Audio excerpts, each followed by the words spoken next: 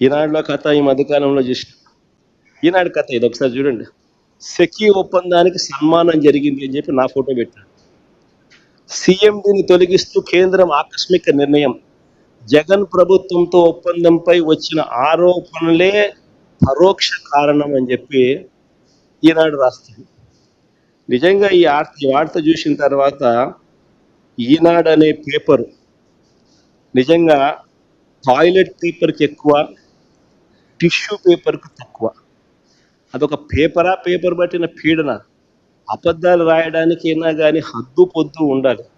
కారణం ఏమిటి అని అంటే, ఏపీతో సెకీ ఒప్పందం ఎప్పుడు చేసుకుంది? ఏపీతో సెకీ ఒప్పందం ఒకసారి చూపించిన ఒకసారి.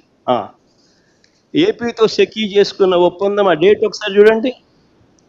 2021 1 డిసెంబర్ 2021 సెకీతో ఏపీ ప్రభుత్వం చేసుకున్న ఒప్పందం 1 డిసెంబర్ 2021లో కుదుర్చుకుంటే, ఈ సెకీ ఎవరైతే తీసేశారో, ఇప్పుడు కేంద్ర ప్రభుత్వం ఎవరినైతే సెకీ చైర్మన్గా ఉన్న వ్యక్తిని తీసేశారో, ఆ సెకీ చైర్మన్ ఎప్పుడు నియామకమయ్యాడు సెకీ చైర్మన్గా అంటే, అది కూడా పక్కనే ఉంది. ఒకసారి చూడండి. 13th June 2023.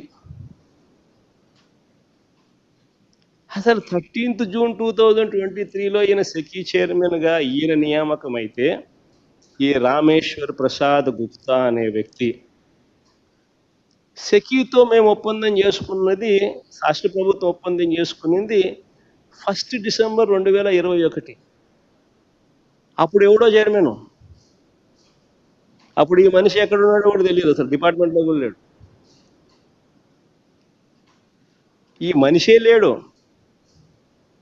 ఈ మనిషి ఎప్పుడో 13 జూన్ 2023లో వచ్చినాడు. వచ్చిన ఈ వ్యక్తిని కేంద్ర ప్రభుత్వం ఈ మధ్యకాలంలో తీసేసింది. దానికి దీనికి సంబంధం ఏంటి?